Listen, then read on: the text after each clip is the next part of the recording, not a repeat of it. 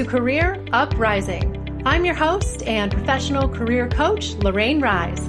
Join me as I guide you through an amazing journey of self-discovery and empowerment. If you are looking for work, changing careers, or stuck in a toxic job, then this is the show for you. I offer both practical and spiritual guidance to help you up-level and advance your career. Let's start the uprising.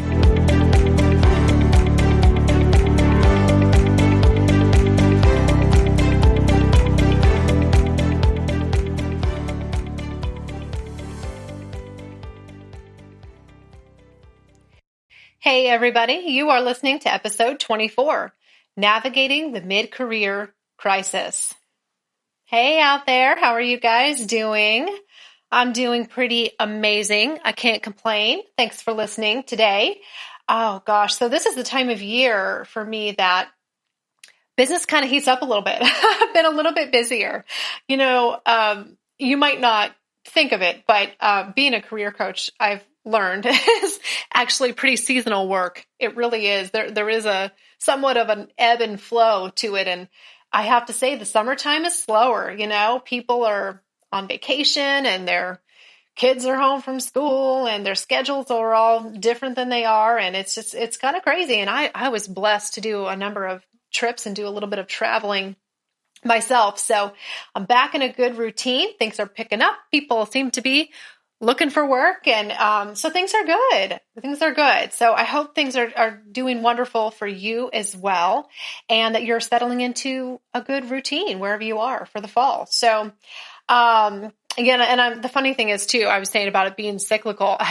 I'm enjoying it now as more people are kind of coming out and looking for work and setting up sessions, things like that. But I know it's going to go away again in a couple of months because right around Thanksgiving and Christmas and that type of thing, they all go away again.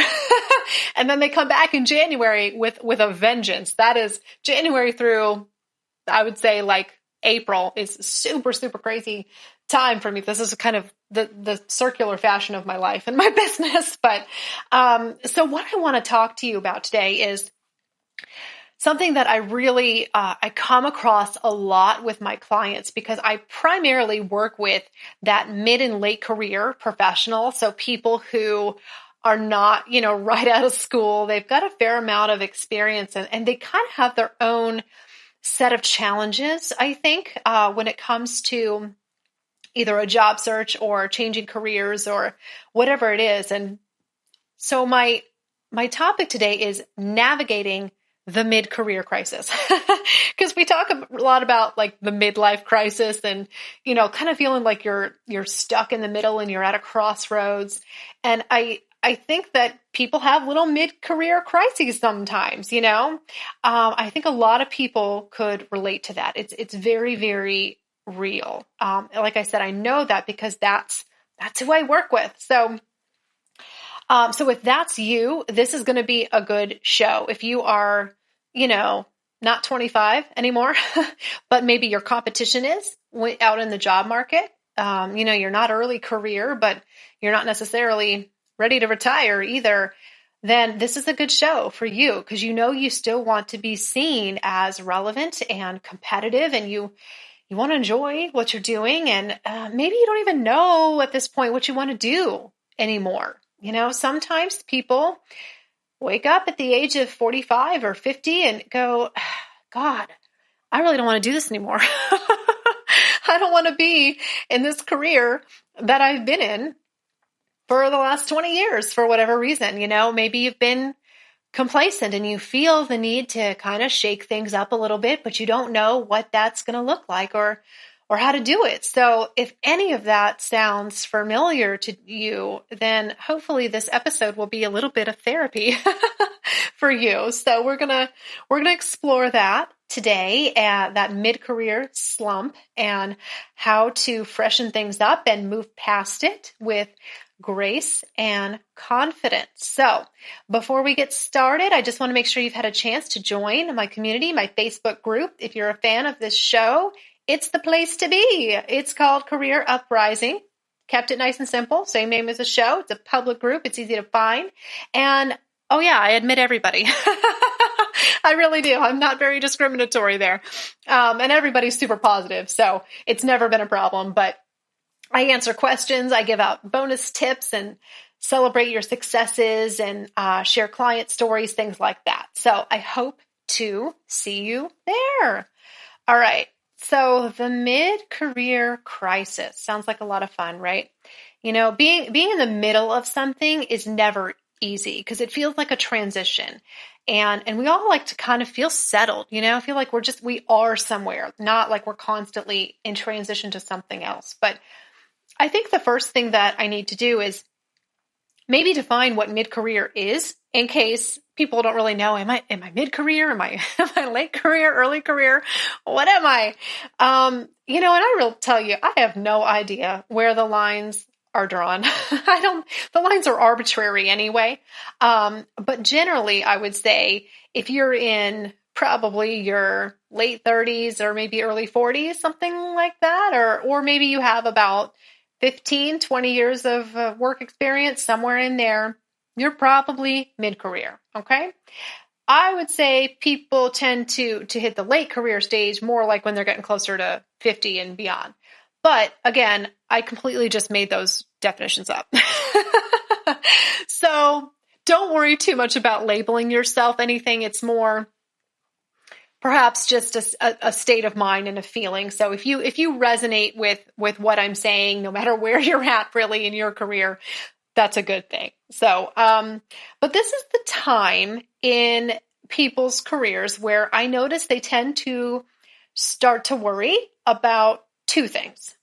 One, whether or not they are still happy doing what they're doing.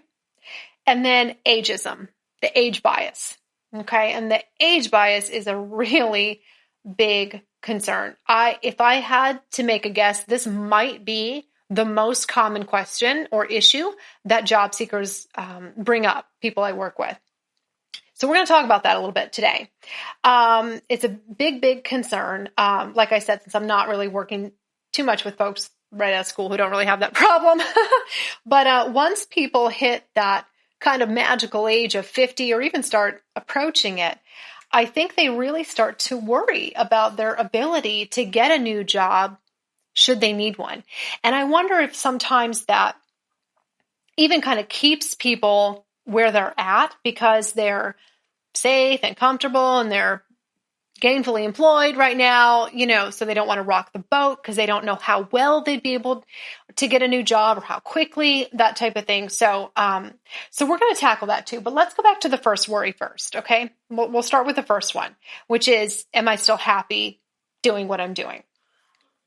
So I think it's very normal and advantageous really to pause pretty frequently, definitely mid-career, but even before that, and take stock of where you're at, and especially when you reach the midpoint of anything, right? That midpoint is always a good time to do a little progress check. And I would encourage you to do that if you haven't yet, really wherever you're at in your career. But definitely when you feel like you are at a crossroads or a midpoint of any kind. So what you want to ask yourself are maybe some of these following questions. So one is, am I still happy doing what I'm doing? Do I enjoy relatively well going to work each day? And then here's a really important one. Have my priorities in my career changed in the last few years? This is big because a job that was once satisfying to you may no longer be one day. And maybe the job hasn't even really changed, but you've changed. And I know I've coached a lot of people on this concept here. Is this job still what it was when you took it? Is it still meeting your needs and your priorities? Or has something within you changed? Okay. And then ask yourself, what matters most to me right now? Is it money? Is it job satisfaction? Growth potential, location, and being near my kids or my grandkids? Rank these things in terms of their importance to you. And then maybe ask yourself, does making a change feel right now? And you got to be careful with this one because you need to identify if you say no, I don't know if making a change feels right now. Make sure it's not out of fear because you think that you won't have good job prospects because you're older or anything like that. Just make sure it's not like a self-limiting belief. Make sure it's really your true intuition. And there's a big distinction to make there. So, and also too, make sure you're not getting hung up on the how. All you need to know is if you want to make a change, you never need to know ahead of time the how. The how always comes later, okay? Don't make a decision about whether or not to do anything in your career or your life based on whether or not you know how to do it. That will stop you from doing almost anything new, of course, because of course, when you're doing something new, you're not going to know how. So that's not where you base your decision from. You base your decision from your intuition and just does making that change, just pretending you knew how to do it. Does making the change feel right? Okay, because that should be the focus of it. So if you ask yourself these questions and give yourself some honest answers, I think you'll gain clarity on whether or not you should make a career change at this point. Your intuition is going to be of the utmost importance here. And the good news is, too, that the older we get, the wiser we tend to get and the more aware of our intuition we tend to be. So trust yourself here. I would highly recommend, too, that you get your thoughts and responses to these questions out on paper. Out of your brain, onto paper. I'm a big proponent of this because then you can come back later and read it again and remind yourself and ask yourself, do I still feel that way? And another resource too that might also be helpful for you is actually I did an episode a while ago, number 5, and it was called Changing Careers Midlife with Christine O'Neill. Christine was a former client of mine who's had great success and made a big midlife career transition. So if you're looking for a good story or some proof that, that you can do it too, listen to my interview with Christine in episode 5. That's a great supplement as well to this show.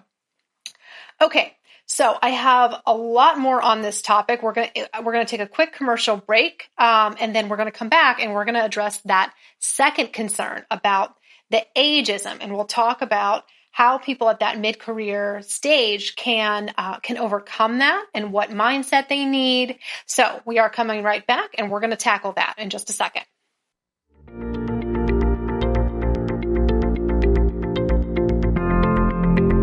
While the show takes a short break, I want to tell you how you can work with me personally as your career coach. My signature program, Career Transformation, is perfectly designed for clients who are going through a major career transition. If you're changing fields, returning to the workforce after an absence, or maybe you're undecided on a career path, then this is the program for you. Through the coaching process, we'll gain clarity on your path and craft a job search strategy to support your big career move. If that sounds amazing, take action now by heading over to my website, worksmartcounseling.com. That's worksmart, counseling.com, to learn more about the Career Transformation Program and apply for a phone call with me. All right, let's get back to the show.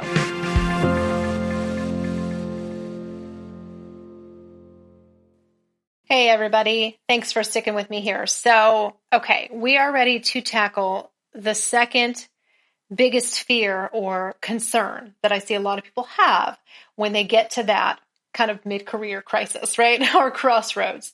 And that's age discrimination. In fact, I was just asked about this with a client a couple of days ago, I think earlier this week. So the older we get, it's natural, of course, that the more we worry about competing against younger people who are doing the same jobs and overcoming that bias. So, and usually when I'm asked about this from clients, they say, Lorraine, what's your take on that? They just want to know, you know what I mean? They just want to know what I think about the whole age bias issue and does it exist and that type of thing. And so I will answer that and I will tell you, here is my take on it. So yes, Absolutely. I would never deny that age discrimination does exist in the job market.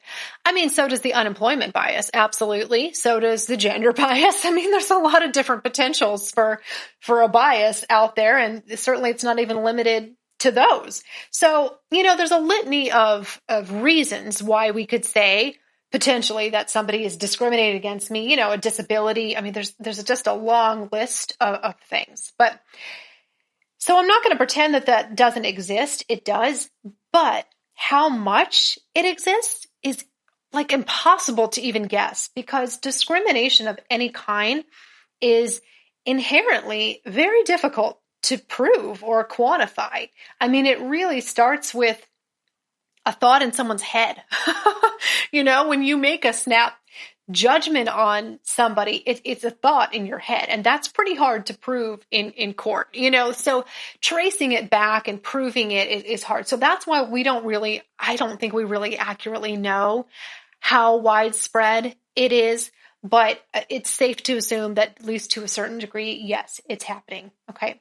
So having said that, now let me say this. Okay. So acknowledging that ageism does exist, and it is something you need to be aware of. I'm also going to tell you that it's not something you need to be afraid of. Being aware of it is different than being afraid of it. There's a big difference, okay, between just being aware that something may exist and then allowing it to become your crutch and adopting it as your story and your truth. And seeing it, expecting it, creating it where it doesn't exist. Okay, so maybe this is where I'm going to gain a lot of listeners or lose a lot of people. I don't know. But I'm a big advocate of personal responsibility here, and that your mindset makes a huge difference in your results in everything in life.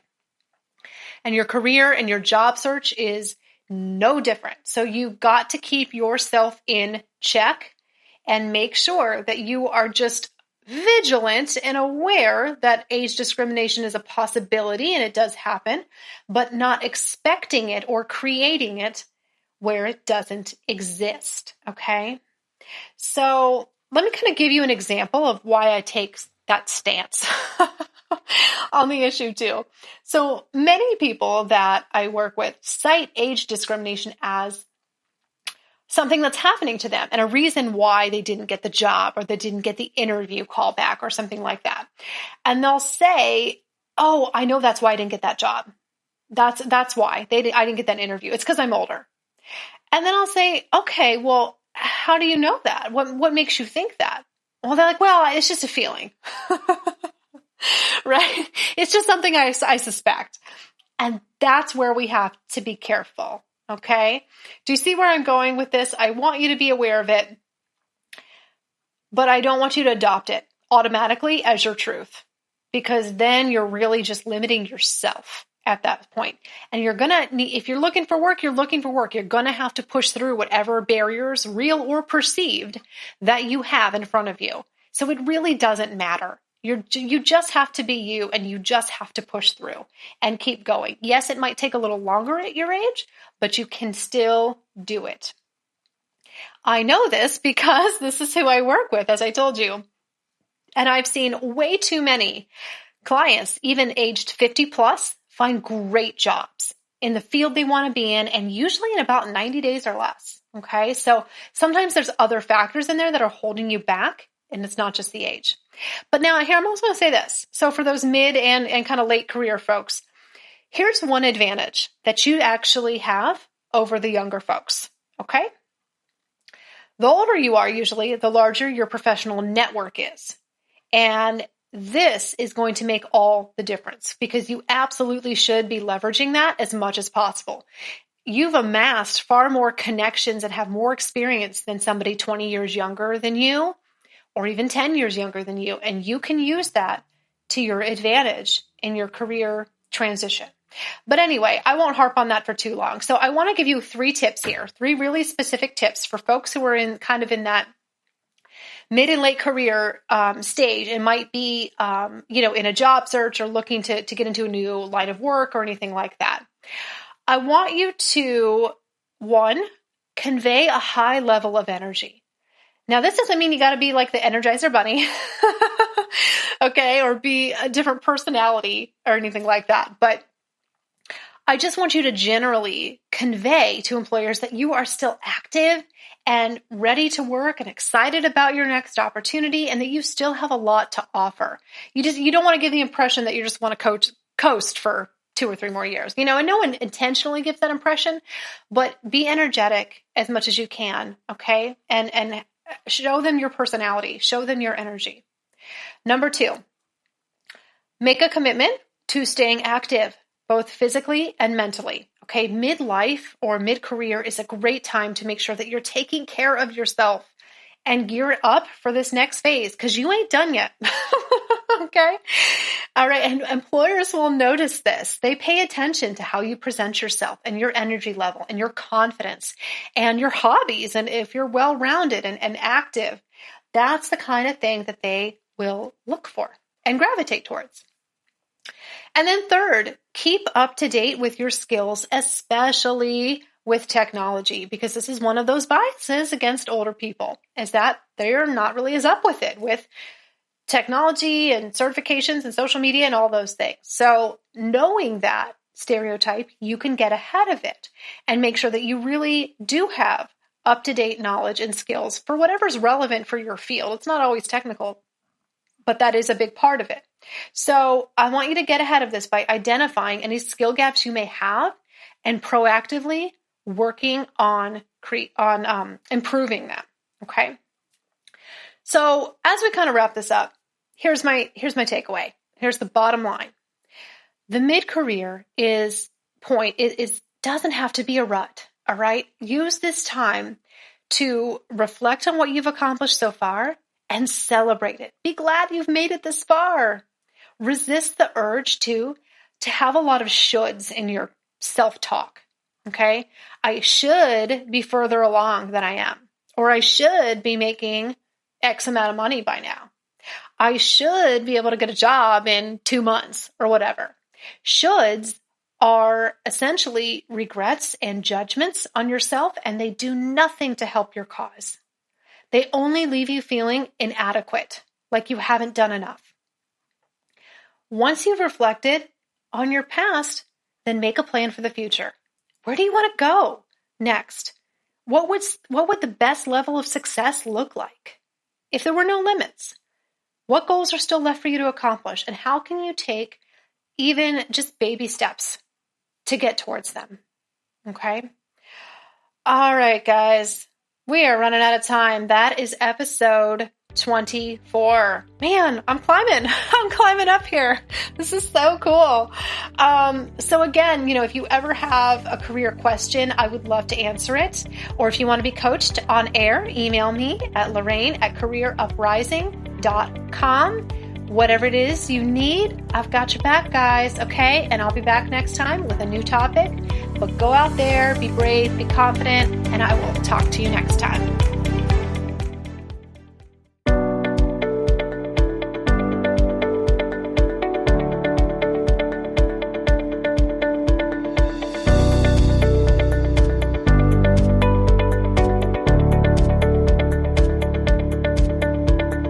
That's it for today's show. Thank you so much for listening. If you like what you heard today, please consider giving the show a positive review on iTunes. It would mean a lot to me, and it would help to spread the word so that others can learn about the show. Thanks again for tuning in, and I can't wait to connect with you again next time on Career Uprising.